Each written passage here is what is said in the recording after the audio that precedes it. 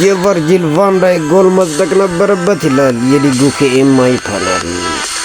ሊቨርፑል በማንቸስተር ሲቲ በተሸነፈበት መርሃ ግብር ጨዋታው 1-1 የሚያደርገውን ቫን ዳይክ ጎል ተሽሮ እንደነበር ይታወሳል። ሊቨርፑል በውሳኔው ደስተኛ አለመሆኑንና ትክክል ነው ብሎ እንደማያምን ለሊጉ ዳኞች ማህበር አሳውቋል። የሊጉ ዳኞች ማህበር በበኩሉ በጨዋታው ዕለት ጎሉ የተሻረው ሮበርትሰን የግብ ጠባቂውን እይታ ለመሸፈን በመሞከሩ ነው ብሎ ነበር። አሁን ላይ በሊጉ የተፈጠሩ አወዛጋቢ ክስተቶችን የሚገመግመው ከኤምአይ ፓናል ስለ ክስተቱ አስተያየቱን ሰጥቷል። የሊጉ ኪ ማች ኢንሲደንት ፓናል የቨርጂል ቫን ዳይክ ጎል መጽደቅ ነበረበት የሚል እምነት እንዳለው አሳውቋል።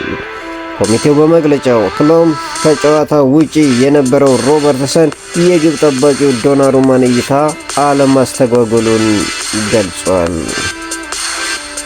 ፖርቹጋላዊ የፊት መስመር ተጫዋች ክሪስቲያኖ ሮናልዶ ትላንት በቀይ ካርድ ከሜዳ መውጣቱ ይታወሳል። ክሪስቲያኖ ሮናልዶ በቀጣይ ስንት ጨዋታ እንደሚቀጣ የሚወስነው የፊፋ የዲሲፕሊን ኮሚቴ መሆኑን ተገለጸ። በፊፋ ደንብ መሰረት በክርን መማታት ቀይ ካርድ የሚያሰጥ ሲሆን ለ3 ጨዋታ ቅጣትም ያደርጋል። ይህ ማለት ክሪስቲያኖ ሮናልዶ ቀጣዩ የአርሜኒያ ጨዋታና የዓለም ዋንጫ 2 የምድብ ጨዋታዎች ሊያመልጡት ይችላሉ። በፊፋ የሥነ ምግባር ደንብ መሰረት ክሪስቲያኖ ሮናልዶ 3 ጨዋታ ሊቀጣ የሚችል ሲሆን ቅጣቱ ወደ 2 ዝቅ ሊደረግም ይችላል። በሌላ በኩል ፊፋ በቴክኒካል መልኩ የክሪስቲያኖ ሮናልዶ ቅጣት ሊያራዝም እንደሚችልና በዓለም ዋንጫ ላይቀጣ እንደሚችል ቢቢሲ አስነግሯል። ማንቸስተር ዩናይትድ በሚቀጥለው የውድድር ዘመን አንድሬ ኦናና የቡድኑ እቅድ አካል ያደርጋል ተብሎ እንደማይጠበቅ ተገለጸ። ቀዮቹ ሰይጣኖች አሁን ላይ በቡድኑ ግብ ጠባቂ ሴኔ ላሜንስ ግልጋሎት ደስተኛ መሆናቸው ተነገረ። በሌላ በኩል ጀደን ሳንቾ በሚቀጥለው ክረምት ማንቸስተር ዩናይትድን በነፃ እንደሚለቅ ተዘግቧል። በባርሴሎና የሚገኘው ማርከስ ራሽፎርድ በቋሚነት ስለመፈረሙ ለመወሰን ጊዜ ወስዶ ማሰብ እንደሚፈልግ ተናግሯል። ባርሴሎና በማርከስ ራሽፎርድ ደስተኛ መሆኑ ሲገለጽ ቀጣይ ክረምት በቋሚነት ማንቸስተር ዩናይትድን እንደሚለቅ ይጠበቃል። ዘገባው የፋብሪዚዮ ሮማኖ ነው።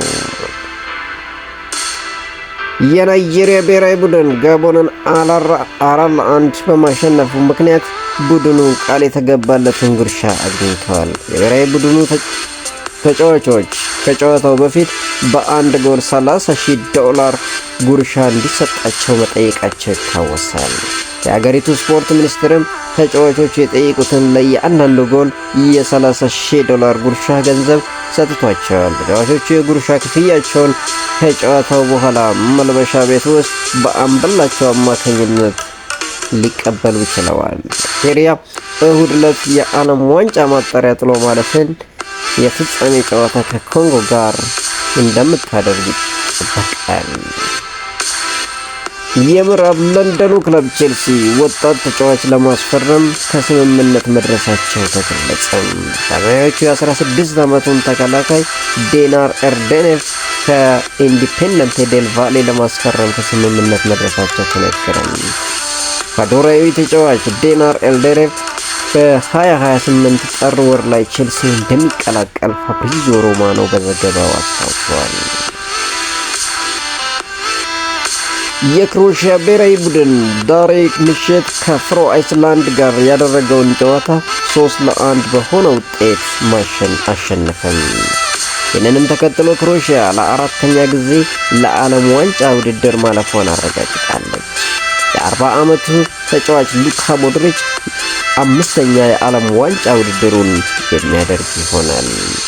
በሌሎች የዓለም ዋንጫ ማጣሪያም ጀርመን ከሉክሴምበርግ ጋር ያደረገችውን ጨዋታ 2-0 ስታሸንፍ ኔዘርላንድ ከፖላንድ ጋር ያደረገችውን ጨዋታ 1-1 በአቻ ውጤት ተለያይታለች። ጀርመን ለዓለም ዋንጫው ለማለፍ ቀጣይ ከምታደርገው ጨዋታ 1 ነጥብ ያስፈልጋታል። በተያያዘ ዜና ኔዘርላንድ ቀጣይ ከሉቲኒያ በምታደርገው ጨዋታ 1 ነጥብ ማግኘት ከቻለች የዓለም ዋንጫ ትኬት መቁረጧን ታረጋግጣለች። የኔዘርላንድ ብሔራዊ ቡድን ከፍተኛ ግብ አስቆጣሪ ሜምፊስ ዴፓይ የግብ ብዛቱን ወደ 55 ከፍ አድርገዋል። ወደ ቻናላችን ተከታታዮች ለዕለቱ ያዝናቸው አጫጭር ዜናዎች እነኚህን ይመስላሉ። ቻናላችንን ሰብስክራይብ፣ ቪዲዮአችንን ላይክ በማድረግ ቤተሰብ እንዲሆኑ በታላቅ እንጠይቃለን።